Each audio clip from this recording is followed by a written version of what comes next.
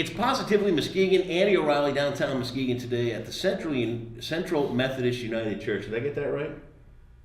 This is where the kids' food basket is. This is where Reed Muskegon is. It's a hub of activity in downtown Muskegon. I've got Brad Taylor and Jim Highland here with me. They are part of the Muskegon Chamber Choir. I did not know we had a chamber choir. Tell me a little bit about this, Jim. How long has the Muskegon Chamber Choir been going?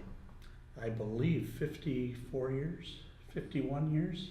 I think it's 52. This is maybe This would be 53. 50. Somewhere in the ballpark of 50 Right. years. We know it's Yeah. over 50. And it's a long-standing thing. I mean, and this is, tell me about it. How often do you perform and where and all that? Pretty much about three programs a year. There's usually a concert in late October. Traditionally, there's been a Wreath of Carols, which is around Christmas, and then there's usually a concert in April. Okay. It's been under the directorship of Dave Wickman. He was the original founder and director for 50 some odd years, somewhere in that ballpark. We got that much established. So this has been kind of one guy's passion. Were we talking retirement here? Did he pull back? Yeah? Yes. Enough's enough, huh? Even with any job, man. You get tired of anything. You got to get retired. So you've taken over as the co-director? That's correct. Is that how it works? Yeah. Talk about the job. What goes into being the co-director of a chamber choir? Well, we have to plan the music that's going to be sung by the choirs. Sure. The dates were already preset for us, so we did not have to go into that. But the rehearsals every week, Yeah. recruiting members to sing, and we have all within that. Most of our time, I would say, is spent in preparation of the music and then directing and rehearsals on Monday evenings. Give me the idea of where a program starts. Do you pick a theme? Do you pick Christmas, obviously, we can kind of get the idea there, but do you pick a theme? Is it a vote? How does that work? Well, this one, our April 29th concert, was originally titled Potpourri. Potpourri. Potpourri. So we kind of said anything goes. Right? And Jim and I met, I think it was at Big Apple Bagels, and I had picked out several pieces and he picked out several pieces. So we kind of went along with this American or potpourri. And then as we started looking at the titles, we changed the name of the concert to American Voices. All right. Because all but one of the pieces is either arranged or composed by American writers. So like a patriotic theme is what we're going to kind of feel, or is it a... I wouldn't say patriotic. And you got to excuse me because I'm one of these rubes that doesn't know much about the chamber choir. So Some of it is standard choral literature that we're doing, and others by some of the compositions are by new composers. But I would put that in the category of classical. You would? Singing, yes. Okay. Yeah, some of them are hymns, folk songs, and I guess you could say spirituals, because we've got 3 or 4 spirituals we're doing. So that's where the American idea comes in. Yeah. Is there anything more fun to sing than something else? Is there something that you put into the program that you like? Because you said American folk and all that. The first thing that popped into my mind was Man of Constant Sorrow. That would be fun. Is that the type? Tell me how it works. Well, I'm doing one piece. We're doing one piece that's called "Lonesome Road" by James Taylor. Oh, very cool. But that's probably about it. That's as far as that goes. Unless you're a person that's used to choral singing, you probably wouldn't recognize the names of the other pieces. How many members? I think we're right around 40. Is that right? Yeah. And these 40 people come together every week to practice right here at the Central Methodist United Church. Mm-hmm. What goes on in the practice? Well, we kind of alternate we shorten the format because it used to be a 2-hour rehearsal with a break. Yeah. And the members said, let's get rid of the break.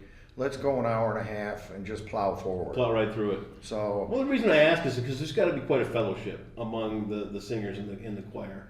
That you come into this thing, you want to sing, you're going to make some friends that'll last you a lifetime. Is that kind of the vibe? well, I've been in it since 1986, so It's been a while. It's been a while. I was in it in the 1970s. Were you really? Briefly. You don't look that old. And then my teaching career in choral conducting took me to Charlotte over by Lansing. Sure. And so the time Brad was in it, I was teaching in Charlotte, and then I just returned the last 3 years. Yeah. So, And he came back once, I think, for a B minor mass. yes. Because this choir's done some major works. It's done Haydn's Creation, the Messiah several times, the B minor mass, Rachmaninoff's Solemn Vespers, and some smaller quote major works. They've been known to sing. Well, I guess you could say this with the symphony. Yes. That's cool. Incorporated instruments, Sure. symphony, small ensembles, soloists. Fun stuff. Instruments, yes. Did when you were kids? Did you ever fathom that you'd be singing in a choir? Did you have the fantasy I did? Because I was 7 years old and I was convinced I was going to be the first short, fat, blonde kid in Kiss. How did it get started for you? I was actually in Dave Wickman's first high school choir. Okay. And kind of dragged into it, and Yeah. then really enjoyed it. And by the time I was a senior, I decided that's what I wanted to do. I wanted to have that kind of influence on kids. That's a big So cool thing. That's what I did. How about you? We both actually grew up here in Muskegon and graduated from Muskegon High School. And Dave Wickman was also my high school choir director. I had no plans, because I played clarinet in the band, I had no plans to sing in high school. Yep. But I sang at Bunker, and for those that know anything about Bunker Junior High, Cleo Morency was the choir director, and you didn't say no to Cleo. That's how it worked. Yep, and she basically dragged me down to the auditorium by my ear and said, "You're auditioning for Dave Wickman." And the rest was history, because I got in and spent 3 years at Muskegon High School and went on to Western and majored in vocal music. And How about that? came back as a choir director. I took over Dave's job at Muskegon High School. Did you really? Took over Dave's job at First Congregational Church, and now we're kind of partnering in Dave's job at the Muskegon Chamber Choir. So, What an adventure to get there, though. Yeah. You know? It all started off for me, I wanted to be a rock star when I was a kid. I wanted to know how to play guitar. I wanted to sing. I took guitar, piano, saxophone. Let's face it, they just pushed me under the rug. This guy ain't gonna make it here. Tell him to play records. He can figure that one out. So, kind of where I went. April 29th is this show. It's going to be right here at the Central United Methodist Church. Talk about tickets. The tickets really there are no tickets printed for this concert. Okay. It's going to be a free will offering. Oh, really? Oh, very nice. So they can, it's basically come at the door. Make a donation at the door and come on in. Yep. Good way to do things. Gets underway at 7:30 on April 29th. Throughout the year, then, what are the other programs you want to keep an eye open for? probably we'll have one in the fall, and then again the Wreath of Carols or something along those lines. Jim and I haven't sat down together to see and actually plan next year, but at some point we'll do some more auditions to look for some more. Do you have a big turnover of people that come and sing, or is it a pretty tight group? It's pretty tight. And, people get busy and they move and things like that, so there's no. There's some interchange of 4 or 5 people here and there, but the core group I think pretty much stays together. That's cool. And I would like to move in a direction where we're going to the high schools and recruiting students that are seniors and kids at the community college level, and exposing the schools like Reese Puffer, Mona Shores, Grand Haven that have strong choral programs.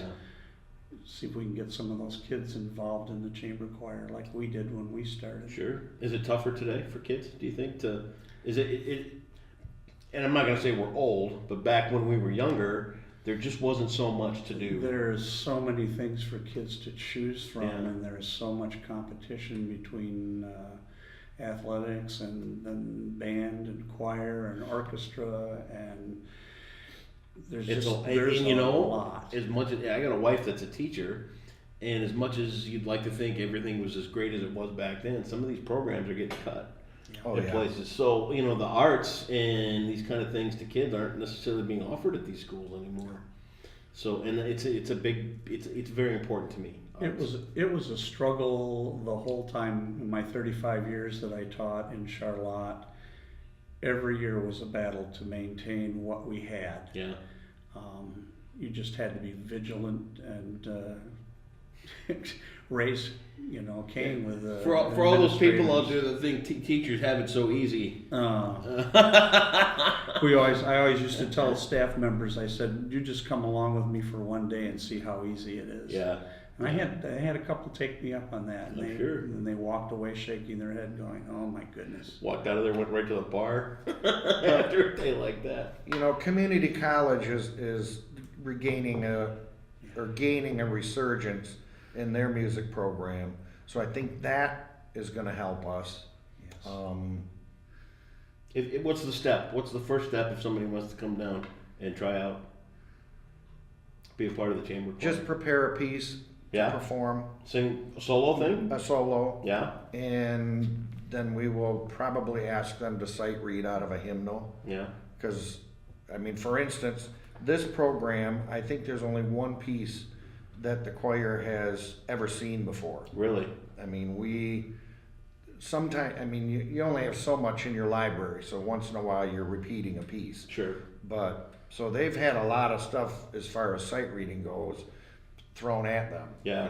Yeah. It's, And from what I'm looking at here, to be a part of this, you need to know how to read music. oh yeah. Yeah, It would help. and you need to know how to sing clearly. Mhm. And so this isn't just something for the guy that sings in the shower to come down here and give.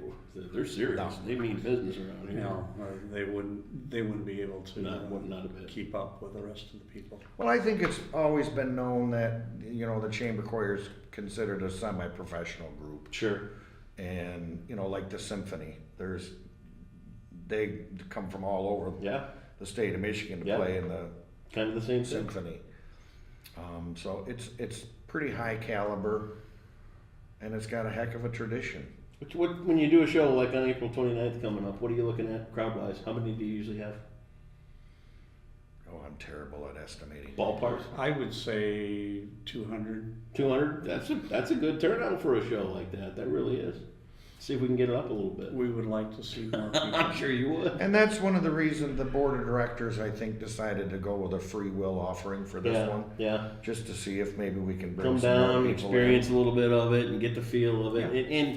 And I want to go back to this because whenever I talk arts with people, especially like art museum or things like that, this is essential to bring your kids to. This is so important that your kids get something more than Xbox. They get something more than that PlayStation.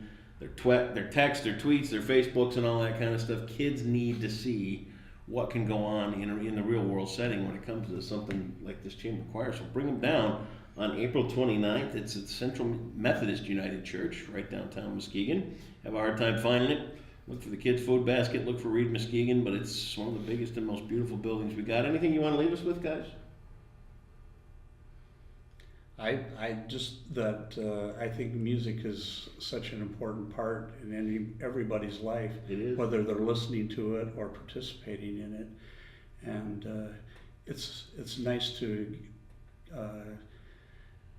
put away your problems for a couple of hours and just sit down and listen to some music and relax and enjoy it. How about you? Right. And it's a great way to spend an hour and 15 minutes, Yeah. because I don't think it's going to be any longer than that. And here's some fine singing. Get down here. Central Methodist United. I can't say that. I wonder why. Central United Methodist. Central United Methodist Church. I went to a Catholic church in Belmont, so I Thanks so much, guys. I wish you the best on the program. April 29th, we'll put the details all right here on Positively Muskegon.